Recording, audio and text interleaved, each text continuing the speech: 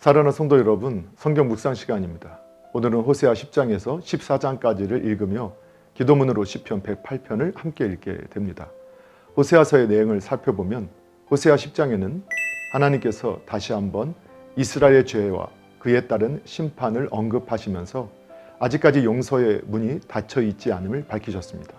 즉 하나님께서는 지금이라도 불경건과 불의를 버리고 신령과 진정으로 하나님을 찾는 자에게 의의 열매를 비처럼 열리게 해주실 것이라고 말씀하셨습니다. 그러나 하나님께서는 이스라엘이 이와 같은 용서의 기회에도 불구하고 죄에서 돌이키지 않는다면 그 대가로 그들의 왕이 물 위에 거품처럼 멸망하고 머지않아 아수르에 의해 어미와 자식이 함께 죽는 잔인한 사육을 당하게 될 것이라고 경고하셨습니다. 이와 같이 하나님께서는 잘못된 길로 간 당신의 백성들에게 심판의 위협과 동시에 용서의 기회를 주시는 분이십니다. 그러나 이스라엘이 용서의 기회에도 불구하고 회개하지 않은 결과 주전 722년 아수르에 의해 패망하는 결과를 초래하였듯이 하나님의 심판의 위협은 단지 협박에 불과한 것이 아니라 실제적인 것입니다. 이처럼 하나님께서는 당신의 공의로 죄인들을 심판하시지만 먼저 회개할 기회를 주시며 악인이라도 회개하여 구원에 이르기를 원하시는 분이십니다. 호세아 11장에는 하나님께서 이스라엘 가운데 신실하게 남아있는 자들에 대해서 위로와 평안을 약속하신 내용이 나옵니다. 하나님은 하나님의 보호와 인도 아래 이스라엘을 애굽에서 구출하시고 율법과 계명을 통해 마땅히 지켜야 될 길을 가르쳐 주셨습니다. 그러나 이스라엘은 선지자들의 가르침을 거역하고 바알과 아로새긴 우상 앞에서 분향하였습니다. 그리하여 결국 이스라엘은 머지않아 아수르를 통해서 하나님의 심판을 받게 되었습니다.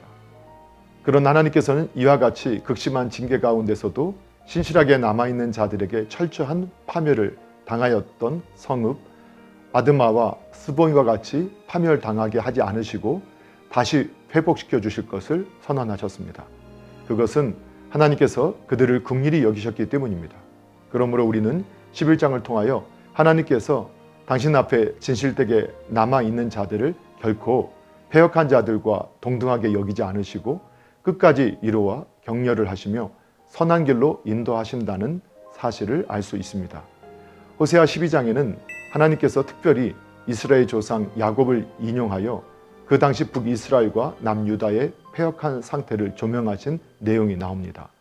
당시 그들은 야곱이 자신들의 조상이라고 교만히 자랑하면서 마치 자신들의 힘과 재능으로 하나님께 택함받은 양 행하였고 자신들에게 불의가 없다고 주장하였습니다.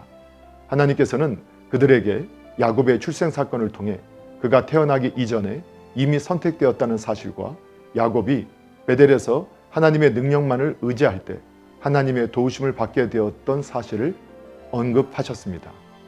이 같은 언급을 통해 하나님께서는 사랑받을 아무런 조건이 없음에도 불구하고 그들이 택함받은 백성이 되었다는 사실을 상기시키면서 야곱의 자손이라고 자처하면서도 우상을 섬겨 우상의 노예로 전락한 행위를 꾸짖으셨습니다.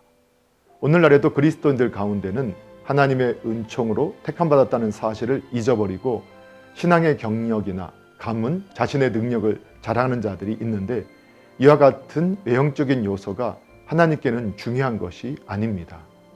호세아 13장에는 하나님의 심판에 관해서 언급되어 있습니다. 이와 같은 하나님의 심판은 사자, 표범, 새끼 잃은 곰, 암사자, 들짐승, 그리고 동풍으로 묘사되어 있는데 이 같은 표현들은 잔인함과 철저한 파괴 등을 암시합니다. 이처럼 이스라엘이 패망할 수밖에 없는 이유는 이스라엘이 애굽으로부터 인도해내신 언약에 신실하신 하나님을 배반하고 교만하게도 바알과 금송아지와 같은 인간의 손으로 만든 우상을 의지하였기 때문입니다. 그런데 이제까지의 심판들이 부분적이고 순간적인 것이라면 장차 임하게 될 그리스도의 심판은 전체적이고 영원한 심판이 이루어지게 됩니다. 그러므로 우리들은 이러한 심각한 심판이 임하기 전에 하나님 앞에 겸손하고 현대적 의미의 우상들을 제거하는 삶을 살아야 합니다. 호세아 14장에는 이스라엘에 대한 회개의 촉구와 그에 따른 하나님의 축복이 기록되어 있습니다. 즉 호세아는 패역한 백성들과 더불어 죄를 지었지만 아브라함의 자녀로서 신실하게 남아있는 자들에게 형식적인 제사와 우상 숭배, 그리고 인간의 도움을 의지했던 죄악에서 돌이켜 참된 회개와 헌신을 촉구하였습니다. 왜냐하면 오직 죄를 회개하고 하나님만을 의지하는 일이 하나님의 용서를 받을 수 있는 자격이기 때문입니다. 하나님께서는 이와 같이 참회한 백성들에게 그들의 패역을 고치시고 용서해 주실 뿐만 아니라 이전보다 더욱 사랑하시며 그들에 대한 번영과 보호 생명을 약속하십니다. 그러므로 우리는 14장을 통하여 첫째, 참된 회개는 하나님께서 기뻐하시지 않는 모든 일에서 돌이켜 전적으로 하나님만을 의지하는 것이며, 둘째, 하나님께서는 참된 회개를 간과하지 않으시고 용서하시며 사랑을 회복시켜 주신다는 사실을 알 수 있습니다.